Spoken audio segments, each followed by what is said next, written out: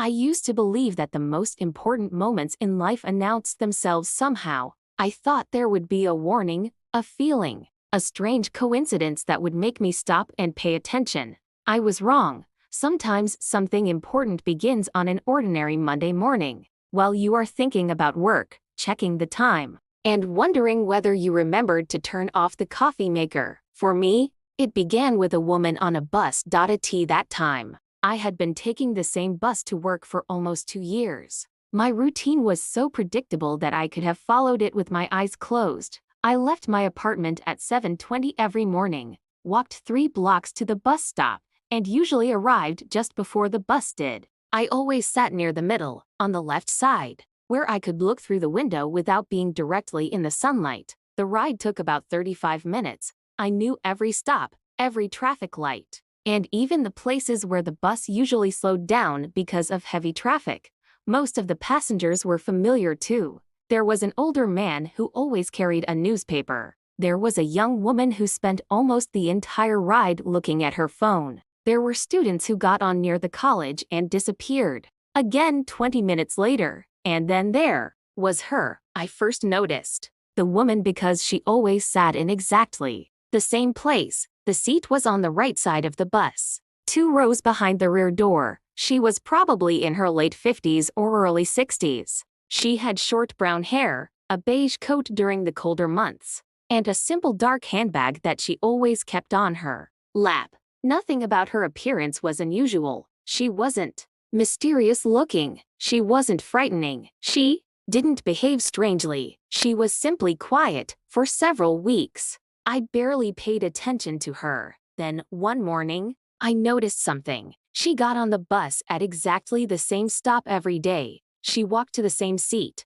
and she got off at exactly the same stop. It was a small detail, but I had begun noticing patterns because my own life had become so repetitive. I started seeing her everywhere on that route. Monday, Tuesday, Wednesday, Thursday, Friday. She was always there. Rain didn't matter. Cold weather didn't matter. Even on mornings when the bus was late, she appeared at the stop and waited patiently. Then one Friday, something changed. She wasn't on the bus. I didn't think much of it. People miss buses. People take days off work. People get sick. Life happens. But the following Monday, she wasn't there either. Neither was she there on Tuesday. By Wednesday, I realized that I was actually looking for her. That surprised me. I didn't know her. I had never spoken to her. I didn't even know her name. Yet I had somehow become accustomed to seeing her sitting in that same seat.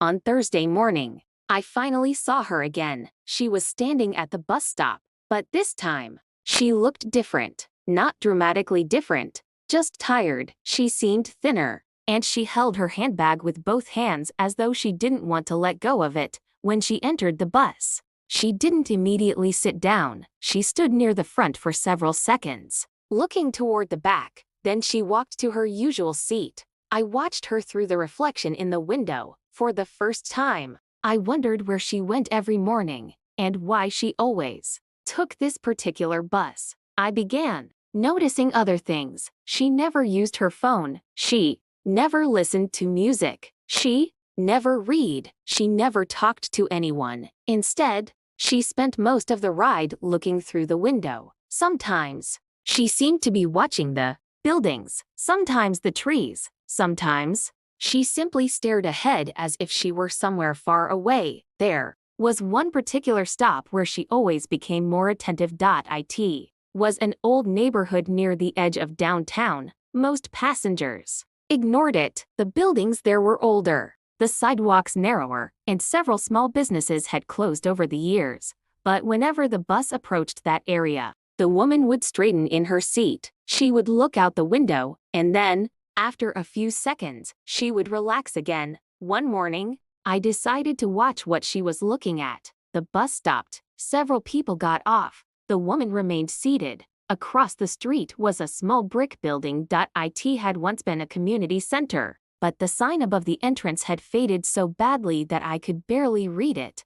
I wondered if that was what she was looking at. Then the bus moved on. I forgot about it for the rest of the day. The next morning, However, I noticed something that made me curious again. The woman was holding an old photograph. She kept it inside a small plastic sleeve. She looked at it for only a few seconds before putting it back into her handbag. I couldn't see the photograph clearly, but I had the strange impression that it showed a group of people standing outside a building, the same building near the old neighborhood. From that moment on, I started paying more attention, not because I wanted to invade her privacy. At least, that wasn't how I saw it. I simply felt that there was a story behind her routine, and somehow, I had begun to feel that the story was connected to that old building. A week later, something happened that completely changed my curiosity into something much stronger. It was a rainy morning. The bus was crowded, and I had to stand for several stops before a seat became available.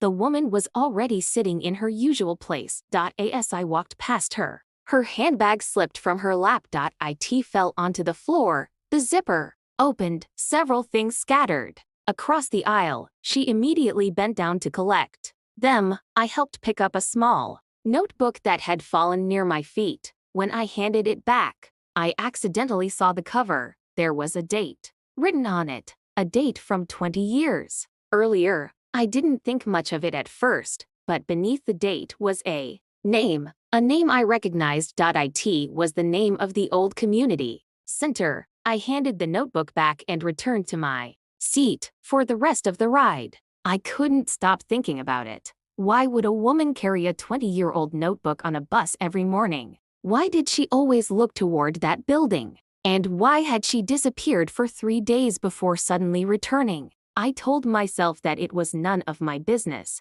I tried to forget about it, but that became impossible when, a few mornings later, I saw her get off the bus at a stop where she had never gotten off before. I watched through the window as she crossed the street. She walked directly toward the old brick building, and for the first time, I realized that she hadn't been taking that bus because it was the easiest way to get somewhere. She had been taking it because of that building, because of something that had happened there, and somehow, I was about to discover what it was. For the rest of that day, I kept thinking about the woman walking toward the old brick building.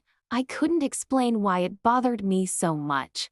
Perhaps it was because I had spent so long seeing her as part of my daily routine. She had been just another passenger, someone I recognized without knowing. Suddenly, she had become a person with a past I knew nothing about. The next morning, I looked for her the moment I got on the bus. She was there. She was sitting in her usual seat, holding her handbag on her lap. Everything looked normal, but I knew it wasn't. I watched her quietly during the entire ride. When we reached the old neighborhood, she didn't get off. She simply looked through the window. The old community center appeared in the distance and disappeared behind us. I wondered if she had gone inside the previous day or if she had only been walking past it. I decided not to follow her, whatever her reason was. It wasn't my business. At least, that's what I told myself. A few days passed. The woman returned to her routine. Every morning, she boarded the bus. Every morning, she sat in the same seat. And every morning, she looked toward the old building. Then, one Friday, I noticed something new. There was a small envelope on the seat beside her. It was yellow and worn at the edges. She held it carefully, almost as though it contained something fragile. When the bus reached the old neighborhood, she placed the envelope inside her handbag. That evening, while walking home from work, I passed the same neighborhood. By chance, I hadn't planned to go there. I simply wanted to take a different route home. The old community center was still there. I stopped across the street and looked at it. The windows were dusty. The front doors were locked. A faded sign near the entrance showed that the building had been closed for several years. I stood there for a few minutes before continuing home. I thought that would be the end of it. It wasn't. The following Monday morning, the woman wasn't on the bus again. Neither was she there Tuesday. By Wednesday, I found myself checking every stop. I felt ridiculous. I didn't know this woman. I had no reason to worry about her. Still, When she finally appeared on Thursday morning, I immediately noticed that something was different. She looked exhausted, her coat was slightly wrinkled, and her hair wasn't arranged as neatly as usual. She sat down and placed the yellow envelope on her lap. This time, she didn't hide it inside her handbag. She kept one hand over it during the entire ride. When we reached the old neighborhood, she got off. I watched her walk toward the community center. She stopped in front of the building. Then she took the envelope from her handbag. For several seconds, she simply stood there. Eventually, she slipped something from inside the envelope and placed it beneath the edge of one of the old stone planters near the entrance. Then, she walked away. I couldn't see what she had left. I also couldn't understand why she had chosen that particular place, but I remembered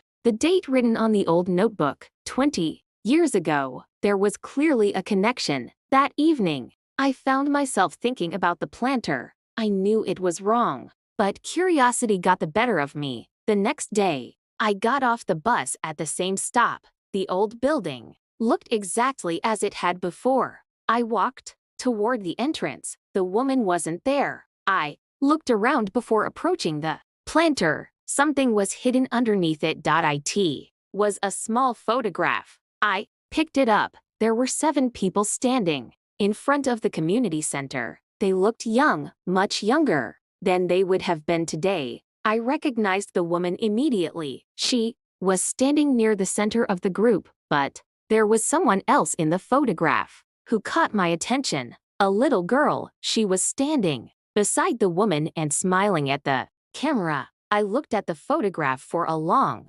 time. There was something familiar about the girl's face. I couldn't understand why. Then I turned the photograph over.